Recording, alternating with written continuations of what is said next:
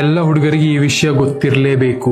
ಈಗದ ಕಾಲದಲ್ಲೂ ತುಂಬಾ ಹುಡುಗಿಯರು ಅವ್ರ ಮನೆಯಲ್ಲಿ ಅವ್ರ ಪ್ಯಾಡ್ ನ ಅಡಗಿಸಿ ಇಡ್ತಾರೆ, ಹೆಸಿಟೇಟ್ ಮಾಡ್ತಾರೆ. ತುಂಬಾ ಜನರು ಪ್ಯಾಡ್ ಪೀರಿಯಡ್ಸ್ ಅಂದ್ರೆ ಡಿಸ್ಗಸ್ಟೆಡ್ ಫೀಲ್ ಮಾಡ್ತಾರೆ. ಪೀರಿಯಡ್ಸ್ ಟೈಮ್ ಅಲ್ಲಿ ವರ್ಕೌಟ್ ಮಾಡಬಹುದಾ ಅಂತ ಸಹ ತುಂಬಾ ಜನ ನಂಗೆ ಕೇಳ್ತಾರೆ. ಫಸ್ಟ್ ಪೀರಿಯಡ್ಸ್ ಅಂತ ಹೇಳೋದನ್ನ ಡಿಸ್ಗಸ್ಟಿಂಗ್ ಮಾಡೋದ್ ಬಿಟ್ಟು ಅದನ್ನ ನಾರ್ಮಲೈಸ್ ಮಾಡಬೇಕು. ಈ ತರ ಆಗೋಕೆ ಮೇನ್ ರೀಸನ್ ಏನು ಅಂದ್ರೆ ನಾವು ಚೈಲ್ಡ್ಹುಡ್ ಅಲ್ಲಿ ಇದ್ದಾಗ ಹುಡುಗರಿಗೆ ಇದ್ರ ಬಗ್ಗೆ ಎಜುಕೇಶನ್ ಸಿಕ್ತಿಲ್ಲ. ಪರವಾಗಿಲ್ಲ, ಈಗ ನಾವು ಕಲಿಯೋಣ. ಇದು ಫೀಮೇಲ್ಸ್ಗೆ ಫಸ್ಟ್ ಆಫ್ ಆಲ್ ವರ್ಕೌಟ್ ಅಂತ ಹೇಳುವಾಗ ತುಂಬಾ ನೋವಿದ್ರೆ ವರ್ಕೌಟ್ ಮಾಡುವ ಅಗತ್ಯ ಇಲ್ಲ. ತುಂಬಾ ಜನರಿಗೆ ಬೇರ್ ಮಾಡೋ ಶಕ್ತಿ ಇರತ್ತೆ, ಅವರು ವರ್ಕೌಟ್ ಮಾಡಬಹುದು. ನಿಮ್ ಬಾಡಿ ಏನ್ ಹೇಳತ್ತೆ ಅದನ್ನ ಕೇಳಿ ಫೋರ್ಸ್ ಮಾಡಬೇಡಿ. ಈಗ ಜನರಲ್ ಮಾತಾಡಬೇಕು ಅಂದ್ರೆ ಪೀರಿಯಡ್ಸ್ ಅಂತ ಹೇಳುವಾಗ ನಿಮ್ ಫ್ರೆಂಡ್ ಇರ್ಲಿ, ಪಾರ್ಟ್ನರ್ ಇರ್ಲಿ ಅಥವಾ ನಿಮ್ ಸಿಸ್ಟರ್ ಇರ್ಲಿ, ಅವ್ರ ಜೊತೆ ಮಾತಾಡಿ ಅವರಿಗೆ ಕಂಫರ್ಟೇಬಲ್ ಫೀಲ್ ಮಾಡಿ. ಅಯ್ಯೋ ಯಾಕಾಯ್ತು ಅಂತ ಫೀಲ್ ಮಾಡಿಸ್ಬೇಡಿ. ಎರಡನೇದು ಮೂಡ್ ಸ್ವಿಂಗ್ ಆಗೋದು ಸತ್ಯ. ಮೂಡ್ ಸ್ವಿಂಗ್ ಆಗಿ ಅವ್ರ ನಿಮ್ ಮೇಲೆ ಕಿರ್ಚಿ ಜೋರಾಗಿ ಇರಿಟೇಟ್ ಆಗಿ ಮಾತಾಡಿದಾಗ ನೀವು ಕಿರ್ಚಬೇಡಿ ವಾಪಸ್ ಅವ್ರ ಹತ್ರ. ಸ್ವಲ್ಪ ಶಾಂತಿಯಾಗಿರಿ, ಯಾಕಂದ್ರೆ ನಿಮ್ಗೆ ಗೊತ್ತು ಇದು ಮೂಡ್ ಸ್ವಿಂಗ್ಸ್ ಇಂದ ಆಗೋದು ಅಂತ. Third important thing, periods cramp ಅಂತ ಹೇಳೋದು